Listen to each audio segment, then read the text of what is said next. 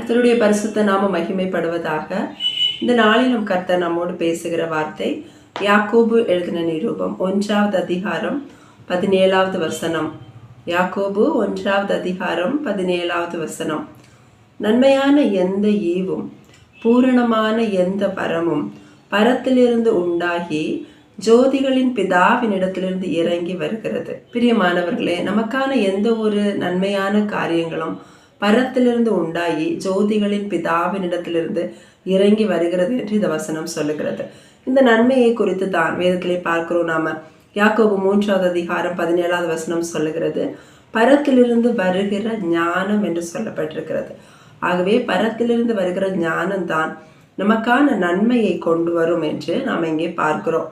ஆகவே தான் பாருங்க, இயேசு கிறிஸ்து சொல்லும்போது சொல்லுகிறார், மத்தேயு 7வது அதிகாரம் 11வது வசனத்திலே, பொல்லாதவர்களாகிய நீங்கள் உங்கள் பிள்ளைகளுக்கு நல்ல ஈவுகளை கொடுக்க அறிந்திருக்கும் போது பரலோகத்தில் இருக்கிற உங்கள் பிதா தம்மிடத்தில் வேண்டிக் கொள்கிறவர்களுக்கு நன்மையானவைகளை கொடுப்பது அதிக நிச்சயம் அல்லவா? பொல்லாதவர்களாகிய நாம் நம்முடைய பிள்ளைகளுக்கு நல்ல ஈவுகளை கொடுக்க அறிந்திருக்கும் போது பரத்தில் உள்ள நம்முடைய பிதா நன்மையான காரியங்கள் அவரிடத்தில் நாம கேட்கும் போது நன்மையானவைகளை கொடுக்கிறார் என்று சொல்லுகிறார். இந்த நன்மையான காரியங்களை குறித்து லூக்கா எழுதின சுவிசேஷம் 11வது அதிகாரம் 13வது வசனத்திலே சொல்லப்பட்டிருக்கிறது, உங்கள் பரம பிதாவானவர் தம்மிடத்தில் வேண்டிக் கொள்கிறவர்களுக்கு பரிசுத்த ஆவியை கொடுப்பது அதிக நிச்சயம் அல்லவா? நன்மையான காரியத்துக்கு பதில் இங்கே இயேசு கிறிஸ்து பரிசுத்த ஆவி என்று சொல்லுகிறார். அப்ப நம்முடைய இருதயம் ஞானத்தின் ஆவியினால் நிரம்பணும். நம்ம அநேக காரியங்களுக்கு ஆண்டவர்கிட்ட ஞானம் கேட்போம். சில குறிப்பிட்ட காரியங்கள் நமக்கு எதுல எல்லாம் தோன்றுகிறதோ அந்த காரியங்களுக்கெல்லாம் அதை செய்ய ஞானம் தாங்கப்பா, இதை நல்லபடியா முடிக்க ஞானம் தாங்கப்பான்னு நம்ம கேட்போம் இல்லையா? ஆனா ஆண்டவர் கொடுக்கிற இந்த ஞானம் என்கிறது, இந்த நன்மையான ஈவு என்கிறது, அந்த ஞானத்தின் ஆவியானவர் நமக்குள்ளே நிரம்பி இருப்பது. அதாவது நம்முடைய வாழ்க்கைக்கான ஞானம் அது. அவர் ஜீவ மார்க்கத்தை நமக்கு போதிக்கிறார் என்று வசனம் சொல்லுகிறது. வாழ்வதற்கான வழியை நமக்கு போதிக்கிறார். அப்படிப்பட்ட ஞானத்தின் ஆவியால் நம்ம நிரம்பி இருக்க வேண்டும். ஏன்னா நம்முடைய வாழ்க்கையில, நம்முடைய ஸ்பிரிச்சுவல் வாழ்க்கையிலும் சரி, வேர்லியான வாழ்க்கையிலும் சரி, நம்ம 2 காரியத்திலுமே அநேக விஷயங்கள் பேலன்ஸ் பண்ண வேண்டி இருக்கிறது. வேர்லியா பார்த்தோம்னா நம்முடைய ஃபுட்ல இருந்து ஆரம்பித்து நம்ம உடுத்துகிறதுல இருந்து நம்முடைய கரியர், நம்முடைய ஃபியூச்சர் எல்லாவற்றையும் குறித்து நம்ம தெரிந்தெடுக்க வேண்டியவர்களா இருக்கிறோம். அப்படி தெரிந்தெடுக்கக்கூடிய காரியங்கள்ல தான் அநேக வேளை நம்ம சிக்கி அதனுடைய முடிவு ஒரு சமாதானம் இல்லாம ஒரு தோல்வியில முடிவதை நாம பார்க்கிறோம். அதே போலதான் ஸ்பிரிச்சுவல் காரியங்கள்ல பாருங்க, யாத்திராகமம் 35வது அதிகாரத்திலே ஆசரிப்பு கூடாரத்தை கட்டுவதற்காக கர்த்தர் மோசே கட்டளை கொடுக்கிறார். அப்பொழுது மோசே சொல்லுகிறார் பாருங்கள், யாத்திராகமம் 35வது அதிகாரம் 30 முதல் 35 வரை உள்ள வசனங்களிலே, பின்பு மோசே இஸ்ரவேல் புத்திரரை நோக்கி, பாருங்கள், கர்த்தர் யூதாவின் கோத்திரத்தில் ஊரின் மகனான ஊரியின் குமாரன் பெஸ்லெயேலை பெயர் சொல்லி அழைத்து அவன் விசித்திரமான வேலைகளை யோசித்து செய்யவும், பொன்னிலும் வெள்ளியிலும் வெண்கலத்திலும் வேலை செய்யவும், இரத்தினங்களை முத்திரை வெட்டாக வெட்டி பதிக்கவும், மரத்தில் சித்திர வேலை செய்து சகல வினோதமான வேலைகளை செய்யவும் அவனுக்கு ஞானத்தையும் புத்தியையும் அறிவையும் அருளி அவன் சகலவித வேலைகளையும் செய்யும்படி தேவ ஆவியினாலே அவனை நிரப்பினார். அவன் இருதயத்திலும் தான் கோத்திரத்து அகிசாமாகின் குமாரனாகிய அகோலியாபின் இருதயத்திலும் போதிக்கும் வரத்தையும் அருளினார். சித்திர வேலையையும் சிற்ப வேலையையும் இளநீல நூலாலும் இரத்தாம்பர நூலாலும் சிவப்பு நூலாலும் மெல்லிய பஞ்சு நூலாலும் செய்யப்படும் விசித்திர தையல் வேலையும் சகல விசித்திர நெசவு வேலைகளையும் வினோதமான வேலைகளை யூகிக்கிறவர்களும் செய்கிறவர்களும் நிறைவேற்றும் சகலவித வேலைகளையும் செய்யும்படிக்கு அவர்களுடைய இருதயத்தை ஞானத்தினால் நிரப்பினார். பாருங்கள், இந்த ஆசரிப்பு கூடாரம் கட்டுவதற்கு கர்த்தர் மோசே கட்டளையிடுகிறார், என்னென்ன காரியங்கள் செய்து இப்படி கட்ட வேண்டும் என்று. ஆனால் அந்த வேலைகளை எல்லாம் யூகித்து செய்யும்படி அந்த பெஸ்லெயேலையும் அகோலியாபையும் அவர்களை ஞானத்தின் ஆவினால் ஆண்டவர் நிரப்புகிறார். அவர்கள் செய்கிற வேலைகளை பாருங்க, சித்திர வேலை, சிற்ப வேலை, தையல் வேலை, நெசவு வேலை, மர வேலை. இதை நம்ம பார்த்தோம்னா ஒரே மனிதர் இந்த எல்லா வேலையும் செய்ய முடியாது. மர வேலையை செய்கிறவர்கள் சிற்ப வேலையை செய்ய மாட்டார்கள், சிற்ப வேலையை செய்கிறவர்கள் தையல் வேலையை செய்ய மாட்டார். ஆனால் இங்கே ஆண்டவருடைய ஞானத்தினால் அவர்களை நிரப்பி அந்த ஆசரிப்பு கூடாரத்துக்கான வேலைகளை எல்லாம் அவர்கள் யூகித்து செய்யவும், மற்றவர்களுக்கு அதை போதித்து அதை செய்ய வைக்கவும் ஆண்டவர் அவர்களை ஞானத்தின் ஆவியினால் நிரப்புகிறார். இப்போ நம்ம கூட ஸ்பிரிச்சுவலாக பார்த்தா கர்த்தருடைய ஆசரிப்பு கூடாரம், இந்த ஆசரிப்பு கூடாரம் அதாவது இந்த ஆலயம் கர்த்தருக்கு ஏற்ற விதமாக கட்டப்படுவதற்கு நாமும் அநேக வேலைகளை செய்ய வேண்டி இருக்கிறது. நம்ம அநேக போராட்டங்களை போராட வேண்டி இருக்கிறது. நம்முடைய சரீரத்தை அடக்கி ஆள வேண்டும் என்று வசனம் சொல்லுகிறது. நாவை அடக்கினால் கண்களின் போராட்டத்தை மேற்கொள்ள வேண்டியிருக்கு. கண்களின் போராட்டத்தை மேற்கொள்ளும் போது சிந்தனையிலே போராட்டம் உண்டாகிறது. இப்படி ஒவ்வொரு காரியத்தையும் நம்ம மேற்கொள்வதற்கும் நாம் அவருடைய ஆலயமாக மாறுவதற்காக அவருடைய ஞானத்தின் ஆவியினால் நாமும் நிரப்பப்பட வேண்டும். இங்கே நாம பார்த்தோம்னா அந்த பெசலேயலும் இந்த அகோலியாபோ கர்த்தர் கட்டளையிட்டபடியெல்லாம், அதாவது மோசே அவர்கள் கட்டளையிட்டபடி எல்லாம் அதை செய்து முடிக்கிறார்கள். ஆசரிப்பு கூடாரத்தின் வேலையை அவர்கள் செய்து முடிக்கிறார்கள். அவர் நம்முடைய வாழ்க்கையில கர்த்தர் கட்டளையிடுகிற எல்லா காரியங்களையும் செய்வதற்கு தேவனுடைய ஞானத்தின் ஆவி நமக்கு ரொம்ப ரொம்ப முக்கியமா இருக்கு. மனிதர்கள் ஒவ்வொருவருமே சில பேர் சில காரியத்தில் ஸ்ட்ராங்காக இருப்பாங்க, சில காரியத்தில் வீக்காக இருப்பாங்க. ஸோ எல்லாத்துலேயும் நம்ம ஒரு பேலன்ஸ்டாக ஒரு நிறைவான வாழ்க்கையை வாழ்வதற்கு ஆண்டவருடைய ஞானம் நமக்கு தேவை. ஆகவே தான் வசனம் சொல்லுகிறது, யாக்கோபு 1வது அதிகாரம் 5வது வசனத்திலே, உங்களில் ஒருவன் ஞானத்தில் குறைவுள்ளவனாய் இருந்தால் யாவருக்கும் சம்பூர்ணமாய் கொடுக்கிறவரும் ஒருவரையும் கடிந்து கொள்ளாதவருமாகிய தேவனிடத்தில் கேட்க கடவன், அப்பொழுது அவனுக்கு கொடுக்கப்படும். நம்ம எல்லாருமே பார்த்தா ஏதோ ஒரு விதத்துல குறைவுள்ளவர்கள் தான். எல்லாத்துலயும் நம்ம பர்ஃபெக்டா இல்லை. இப்ப பாருங்க, மோசையை குறித்த வசனம் சொல்லுகிறது. அப்போஸ்தலர் 7வது அதிகாரம் 22வது வசனத்திலே, மோசே எகிப்தியருடைய சகல சாஸ்திரங்களிலும் கற்பிக்கப்பட்டு வாக்கிலும் செய்கையிலும் வல்லவனானான். மோசே எல்லாம் எகிப்தில் உள்ள சகல சாஸ்திரங்களையும் அங்குள்ள கலைகளையும் கற்று வாக்கிலும் செய்கையிலும் வல்லவனாகிறான். ஆனால் அவனுடைய ஒரு கோபத்தின் விளைவாக அவன் அங்கே ஒரு எகிப்தியனை வெட்டி கொன்று போட்டு பயந்து போய் மீதியான் தேசத்து வனாந்திரத்திலே ஓடி போய் ஒளிந்து கொள்ளுகிறான். அவன் கற்றுக்கொண்டதெல்லாம் அவனுக்கு அங்கே பயன்படவில்லை.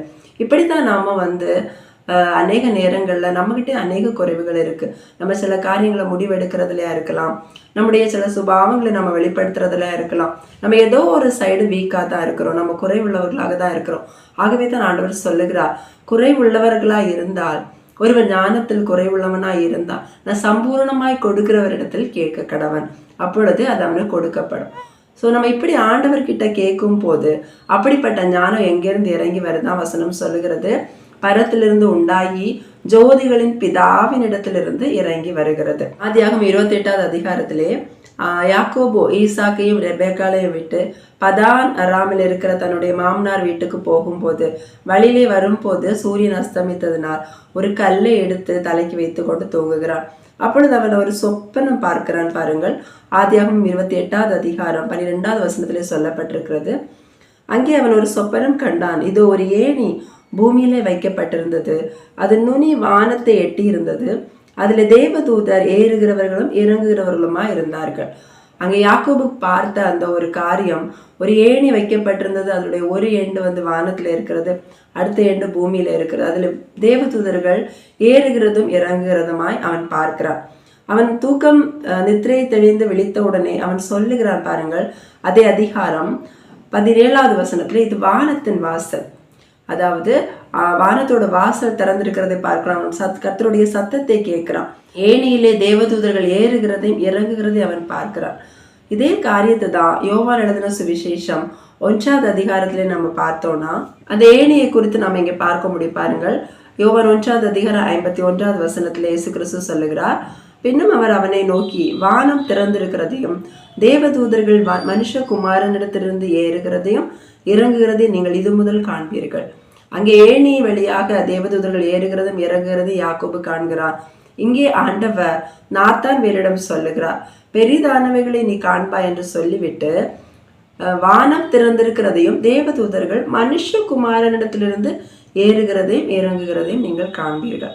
அதாவது நமக்கு தேவையான காரியங்களை, நம்முடைய காரியங்களை தேவதூதர்கள் எடுத்து செல்லுகிறார்கள், மனுஷகுமாரனிடத்திலிருந்து அதற்கான பதிலை அவர்கள் வாங்கி வருகிறார்கள். அப்போ இந்த இடத்துல ஏணி என்று சொல்லப்பட்டிருக்கிறது மனுஷகுமாரன் இயேசு கிறிஸ்துவை குறிக்கிறது. நமக்கான நன்மை ஒவ்வொன்றும் பிதாவினிடத்திலிருந்து இயேசு கிறிஸ்து மூலமாகத்தான் நம்மை சேருகிறது. இயேசு கிறிஸ்து என்றாலே கிருபை என்று தான் அர்த்தம். வித்தவுட் கிரைஸ்ட் நமக்கு எந்த நன்மையுமே இல்லை.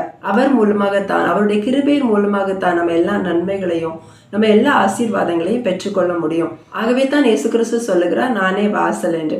அப்போ இயேசு கிறிஸ்துவனுடைய கிருபை கிருபை என்று சொல்லும்போது எதற்குமே எந்த தகுதியும் இல்லாதவர்களாய், எந்த ஒரு ஆசீர்வாதத்தை பெற்றுக்கொள்ள தகுதி இல்லாம இருக்கிறவங்களுக்கு எந்த ஒரு எதிர்பார்ப்பும் இல்லாம கொடுக்கிற ஒரு கிஃப்ட் மாதிரி, அது ஒரு வரம்.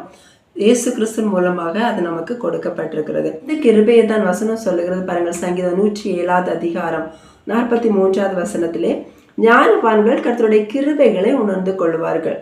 இந்த வசனத்தை நாம பார்க்கும் போது இதுல இந்த ஒரு விஷயம் புரிந்து கொள்ள முடிகிறது.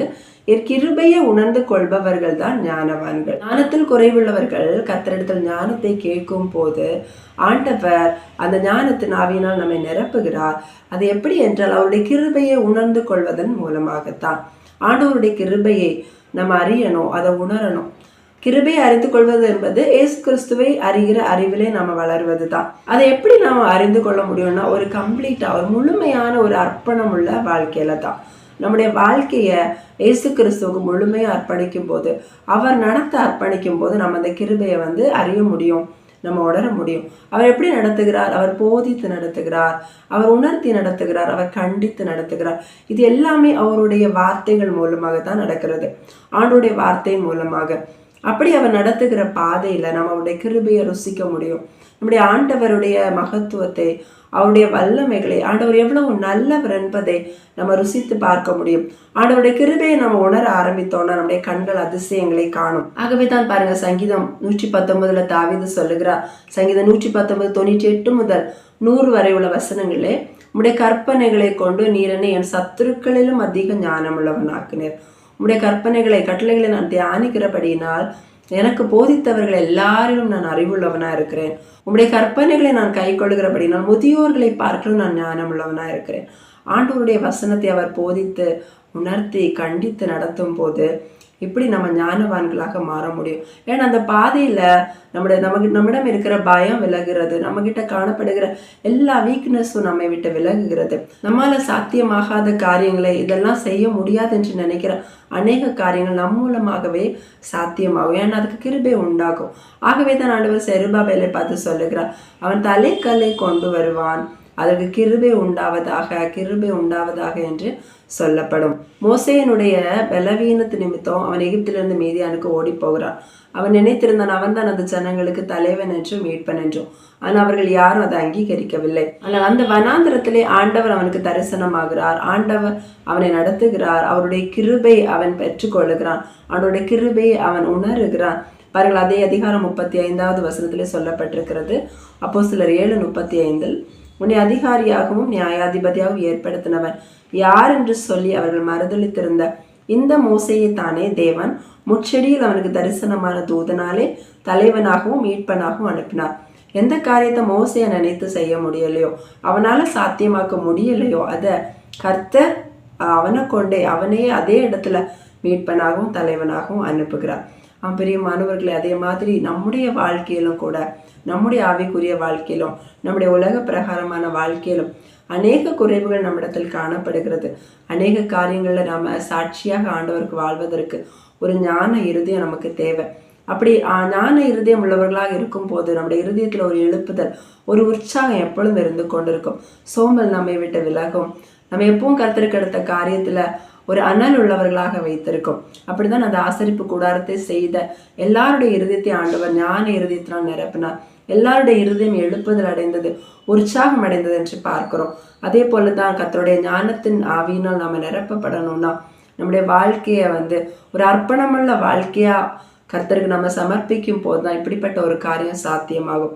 அப்படி நாம அர்ப்பணிக்கும் போது ஆண்டோடைய கிருபையை ருசிக்கிறவர்களாக, இயேசு கிறிஸ்துடைய கிருபையை நாம ருசிக்கிறவர்களாக மாற முடியும். அவனுடைய கிருபையை ருசிக்கும் போது நிச்சயமாக நம்முடைய கண்கள் அதிசயமானவைகளை காணும். நம்முடைய வாழ்க்கையை ஆண்டவருக்கு அர்ப்பணிப்போமா, அவர் அழகாக நம்மை நடத்தி செல்லுவார். நம்ம ஒரு வெற்றியுள்ள வாழ்க்கை வாழ முடியும். கர்த்தர் தாமே இந்த வார்த்தைகள் மூலமாக நம்ம ஒவ்வொருவரையும் ஆசீர்வதிப்பாராக. ஆமென். நம்ம ஜெபிக்கலாம். எங்களை அதிகமாக நேசிக்கிற எங்கள் பரலோக பிதாவே, எசப்பா, இந்த நல்ல நேரத்திற்காக உமக்கு நன்றி செலுத்துகிறோம். கடந்த நாட்கள் முழுவதும் உடைய கிருபையினால் அப்பா எங்களை பாதுகாத்தீங்களே, நன்றி ஆண்டவரே. இந்த நாளிலும் நீங்க எங்களோடு பேசின வார்த்தைக்காக உமக்கு ஸ்தோத்திரம் அப்பா. நன்மையான எந்த ஒரு காரியம் அப்பா உம்மிடத்திலிருந்து உண்டாகி அப்பா எங்களிடமாக இறங்கி வருகிறது. இயேசுவே அப்பா, உம்முடைய கிருபையை நாங்கள் அறிகிறவர்களாக உணர்கிறவர்களாக எங்களை மாற்றுங்க ஆண்டவரே. உன் ஞானத்தில் குறைவுள்ளவன் என்னிடத்தில் கேட்க கடவன் என்று சொன்னீங்களே அப்பா. நாங்கள் குறைவுள்ளவர்கள் தகப்பனே. எந்த காரியத்திலே அப்பா தீர்மானம் எடுக்க தெரியாதவர்களா, எந்த காரியத்திலையும் செவ்வையாய் செய்து முடிக்க அறியாதவர்களா, குறைவுள்ளவர்களாக இருக்கிற எங்களே அப்பா முழுமையாக உங்க பாதத்துல அர்ப்பணிக்கிறோம். உண்மையான ஒரு அர்ப்பணமுள்ள இருதயத்தை எங்களுக்கு தருவீராக. எங்கள் வாழ்க்கையை உமக்கு அர்ப்பணித்து அப்பா உங்களுடைய கருத்துல நீங்க நடத்த நாங்க விட்டு கொடுக்கிறோம் ஆண்டவரே. உங்களுடைய கிருபையை ருசிக்கிறவர்களாக எங்களை மாற்றுங்க அப்பா. தகப்பனே, இன்னும் அதிகமாக உங்களுடைய கிருபையை ருசிக்கிறவர்களாக, உங்களுடைய ஞானத்தினால் நாங்கள் நிரப்பப்படுறவர்களாக எங்களை மாற்றுங்க. எங்க மூலமாக தகப்பனே உங்களுடைய நாமம் மகிமைப்படுவதாக. அப்ப நாங்கள் என்னென்ன காரியங்களை செவ்வையாய் செய்து முடிக்கணும் அப்படின்னு அப்பா நீங்க சித்தமா இருக்கீங்களோ அந்த காரியங்களை எல்லாம் செய்து முடிக்க திராணி உள்ளவர்களாக எங்களை மாற்றுவீராக. ஒவ்வொருவரையும் உங்க பாதத்துல அர்ப்பணிக்கிற ராஜா. குறைவுகளை குற்றங்களை மன்னிங்க. இப்ப இயேசுவின் நாமத்திலே ஜெபிக்கிறோம் ஜீவனுள்ள பிதாவே, ஆமென்.